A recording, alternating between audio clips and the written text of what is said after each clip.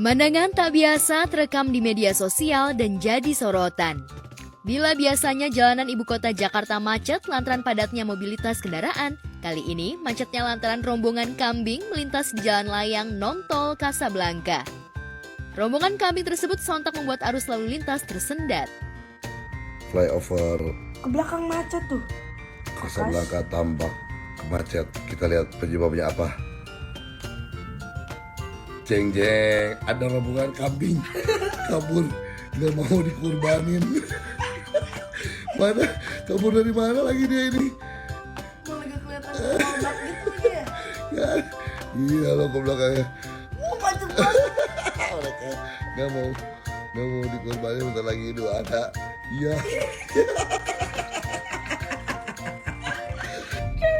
Good. Jeez. Kejadian tersebut direkam oleh salah satu netizen hingga kemudian beredar di berbagai akun media sosial. Terlihat tak banyak yang bisa dilakukan para pengendara roda 4 di jalan layang tersebut selain bersabar menunggu rombongan kambing. Kejadian ini pun sontak menuai beragam komentar lucu netizen.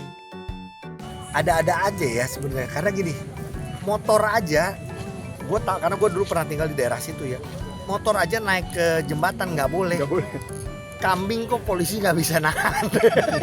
Ya kan, maksudnya motor tuh baru lewat gini nih ya, udah diprit. Kambing rame-rame kok nggak ada yang ngeprit gitu loh, gue pusingnya gitu. Cuman ya itu jadi rame. Gue juga kalau buat gue sih si gembalanya ya wajar dia naik, karena kalau turun mungkin lebih panjang, perjalanan lebih jauh, maksudnya rutenya lebih jauh. Itu aja sih. Cuman emang yang jadi rame karena ada yang videoin ya. Gitu ya. Buat gue sih kalau kambing yang lewat masih mending, kalau yang lu lihat gajah atau dinosaurus lah, lu akan lebih kaget. Moga-moga itu tidak terjadi ya. Karena Indonesia sih apa aja bisa terjadi sih.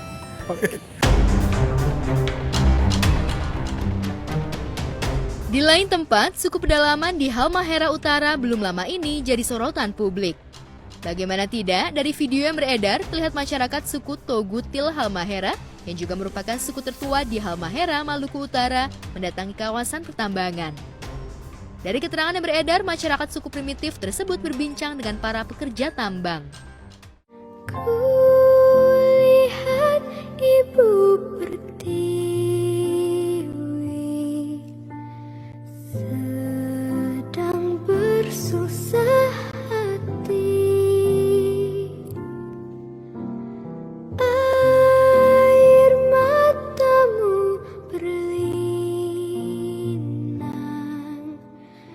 mas intanmu terkenal.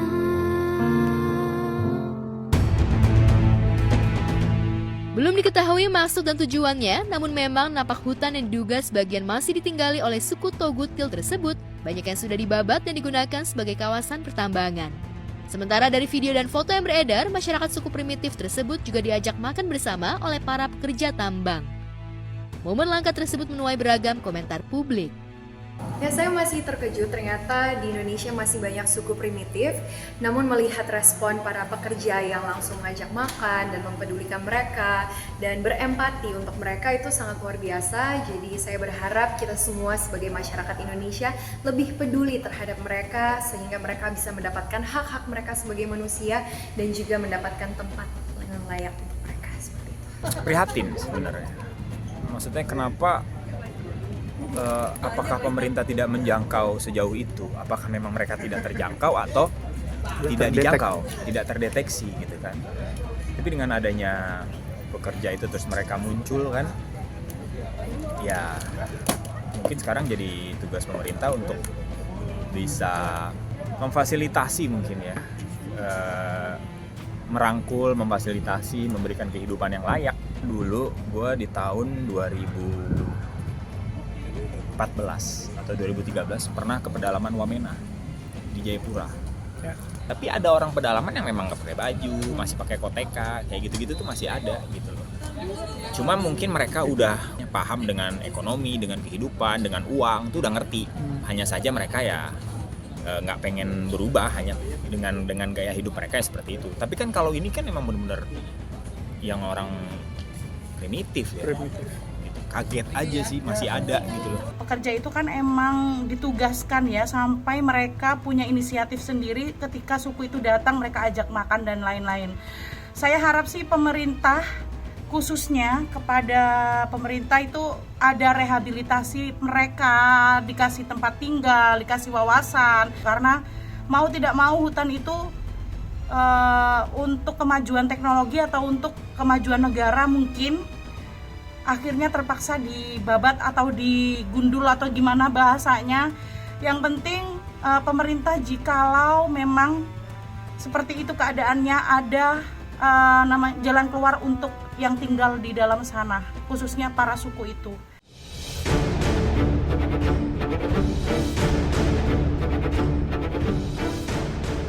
Sidang penyalahgunaan narkoba dengan terdakwa Amar Zoni kembali digelar di Pengadilan Negeri Jakarta Barat pada Senin 27 Mei 2024. Dalam sidang kali ini diketahui majelis hakim menolak eksepsi yang dilayangkan pihak Amar. Adapun eksepsi yang diberikan pihak Amar ialah meminta persidangan untuk dipindahkan ke Tangerang Selatan agar sesuai dengan lokasi penangkapan Amar di Tangerang pada saat itu. Namun pihak majelis hakim menolak hal tersebut mengingat Pengadilan Negeri Jakarta Barat dianggap paling efisien untuk melakukan persidangan dan sudah menjadi kewenangan pengadilan. Ya itu mungkin pertimbangan hakim, ya kita hormati aja. Ya kita hormati lah, kita terima. Karena itu aturan acara.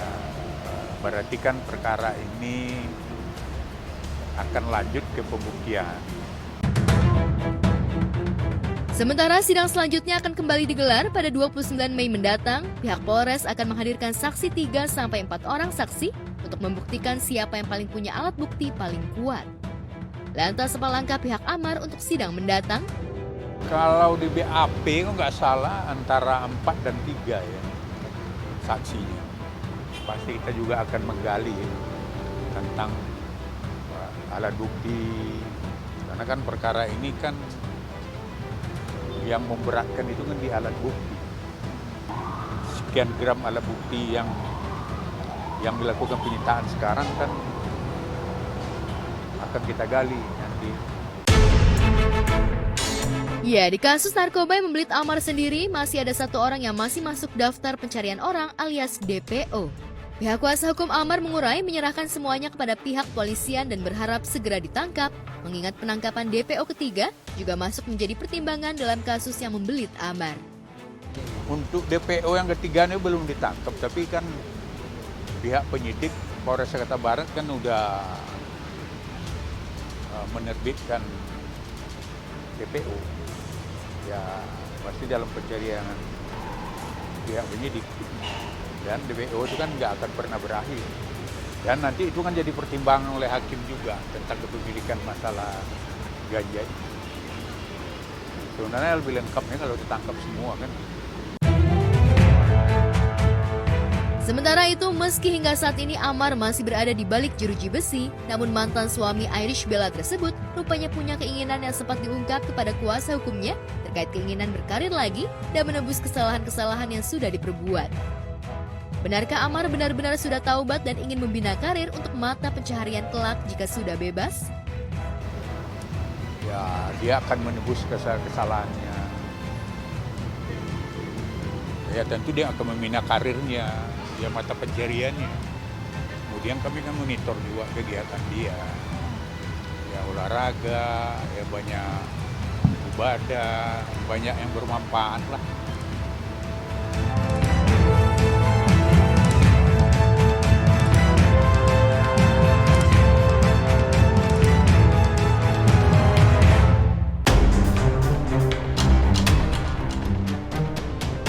Sementara itu di lain tempat, aktris Olla Ramlan seolah tak habis menuai sorotan.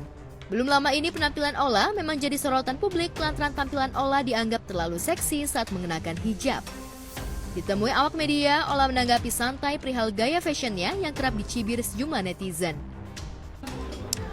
Penampilan glamor, aduh apa ya, enggak sih, aku sih ngerasa biasa-biasa aja, tapi kan maksudnya yang nilai orang lain. Dan aku tuh selalu kalau ke acara, ke event ya semuanya ya tergantung acaranya gitu loh. Jadi ya disesuaikan dengan tema acara yang ada gitu. Jadi nggak ada sih merasa glamor biasa-biasa aja. Pokoknya yang penting kita disesuaikan aja di saat acara. Kadang-kadang aku cuma mohon aja pada para netizen ya, dia komentar di foto yang ini bisa lihat dong di foto yang lain gitu. Ada yang bilang pas lehernya kebuka, tapi di foto yang lain kan enggak gitu. Maksudnya ya disesuaikan aja. Jadi ya udah, tapi kan aku nggak bisa komen apa-apa. Netizen kan selalu merasa benar. Ya sudah, sok atuh, silakan. Ola sendiri tak terlalu memusingkan pendapat atau komentar netizen. Tak hanya terkait pakaian yang dianggap terlalu seksi untuk Ola yang mengenakan hijab, dalam beberapa kali kesempatan, Ola juga terlihat hanya mengenakan turban sebagai penutup kepala yang akhirnya memunculkan berbagai spekulasi netizen terhadap Ola. Lantas apa tanggapan Ola terkait hal tersebut? Benarkah selama ini Ola menanggapi komentar netizen sebagai masukan bagi dirinya ke depan agar menjadi pribadi yang lebih baik? Lah, jadi gini, pada saat aku mau ke itu tuh sebenarnya udah ada shawl-nya. Tapi aku tanya nih sama yang di mobil, aku pakai nggak ya? Udahlah nggak usah lah katanya. Ya udah pas turun, udah geger ya udah apa boleh buat kan udah terjadi dan memang ya sudahlah kan itu komentar netizen ya membuat kita yang jelek ya membuat kita untuk menjadi lebih baik lagi. Tapi aku terima aja gitu. Yang nyakitin hati yang balas sama yang Allah. Yang balas kan bukan aku, yang Maha Kuasa gitu.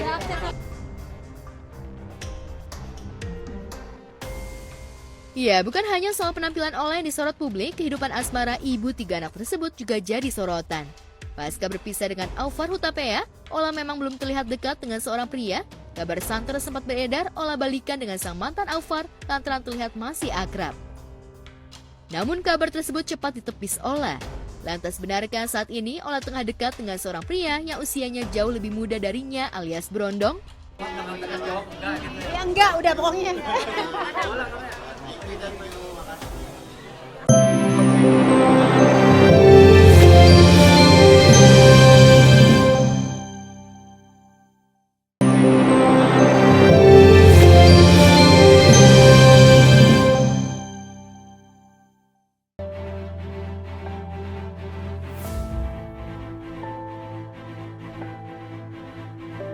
Sementara itu, Thorik Halilintar mengaku bangga berhasil melamar Alia untuk menjadi istrinya. Thorik tak kuasa menahan haru ketika menyematkan cincin lamaran di jari manis Alia. Sebab adik Atta Halilintar itu merasa yakin pada pilihan hatinya itu. Kepada publik, Thorik mengungkapkan keyakinannya meminang putri bungsu almarhum Aji Mas Said dan Reza Artamevia itu, lantaran Alia Anissa Jefar Mas Said merupakan perempuan yang memiliki kepribadian serta kesabaran dan pengertian yang baik. Kan orang-orang yang nggak suka pasti coba ngejatuhin, tapi kayak ya lihat it's not working anyway gitu. Jadi mereka buang-buang waktu aja. Nggak apa-apa kalau mereka buang-buang tenaga dan energi mereka untuk tetap berkomentar negatif, itu terserah. Tapi ya cara aku hadepinnya, aku sama Thorik tuh sering ini aja sih, ngobrol. Terus karena dianya juga bisa meyakinkan, jadi kayaknya itu yang paling penting dari dianya sih. Sedangkan Alia mengungkapkan keyakinannya menerima lamaran Thorik karena calon imamnya mampu meyakinkan dirinya jika menerima lamaran ini merupakan jalan hidup yang tepat. Sebab itulah keduanya juga memiliki kebebasan dalam menentukan konsep akad dan resepsi pernikahan yang akan menonjolkan ragam budaya yang kini sedang dalam persiapan.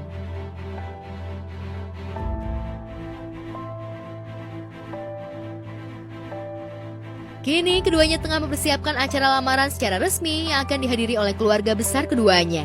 Namun mereka sadar jika sedang bingung menentukan tempat yang mampu menampung semua tamu dengan nyaman. Mengingat kedua keluarga mereka memiliki anggota yang cukup besar. Apa sih Torik? Rencana pernikahan sendiri mungkin mau menyusul mahal ini sama Iki? Torik? Lumayan ya. Tapi emang benar di tahun ini siap untuk menikah pakai berarti ya? Sama kayak abang ya? Tentang pernah nominasi gimana nih Torik? Berdua sama terima kasih untuk semuanya ya. Belum tahu. Masa aku yang bocorin, aku aja belum tahu. Nanti aku tanya dulu sama dia minta bocoran. Pokoknya semua yang nggak jadi lu lanjutin Rik perjuangan lu. Nah, ya udah tuh.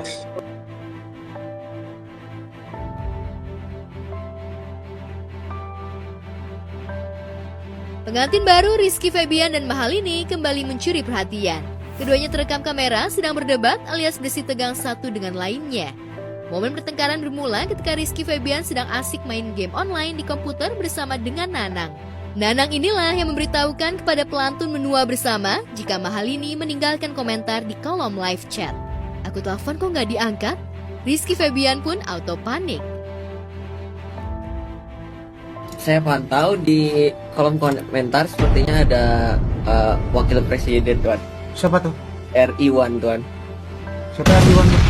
RI1 Anda dong, Tuan. Mana?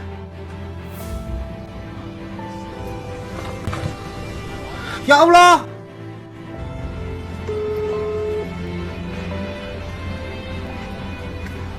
Oke, saya lanjut mute ya.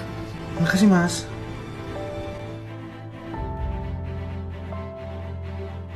Ketika Rizky berhasil menghubungi istrinya, mendadak dikejutkan dengan pertanyaan Mahalini dengan logat Sunda yang kental. Siapa itu RI1 Cenah? Oke. Rizky Febian pun bingung. Walhasil keduanya terlibat perdebatan hingga akhirnya Nanang mengaku sebagai orang yang bersalah dan meminta maaf. Iya. Ani. Wow, sayang. Si Nanang, cenah RI1, cenah. RI1 we. Nggak tahu Nanang, si Nanang lihat jadi salah. Siapa? Tapi aku tidak pernah English. RI1, saya salah. Nyonya, Jadi mohon maaf. berantem lu sih. Aduh. Oh, baik Tuan, nanti saya ralat. Mungkin kalau memang saya melihat lagi, saya bilangnya ada istri Tuan ya. Iya, next bilang ada istri saya gitu. Dan Iya Tuan, mohon maaf Tuan. Jadi berantem. Mungkin Tuan bisa mengasih biru-biru ke Jadi berantem kamu gara-gara kamu ke istri Tuan. Si Nanang mah. Tuan, kasih biru-biru saja Tuan istrinya biar di chat Tuan bisa melihat. Setelah pengakuan Nanang, suara Rizky Febian dan Mahalini mulai melembut. Hingga akhirnya keduanya terbahak sebagai tanda menyudahi pertengkaran kecil mereka. Tuh. Dari dulu aku suka ngechat di Rizky Febian aja enggak, aku digituin. Rizky Febian mana? Orang jarang live di Rizky Febian. Aku Rizky Febian di itu gaming yang dulu juga enggak. Ya maaf sayang, karena kamu nggak perlu digitu juga udah selalu ada di hati. Sayang bisa tadi Versace-nya. Hah? Aman? Apa aku sebenarnya cuma takut salah udah gitu. Nikah berasa masih pacaran mereka ini, tapi sumpah kita emang kayak nggak ngerasa nikah, kita ngerasa masih pacaran misalnya. Betul. Bagai derai Hujan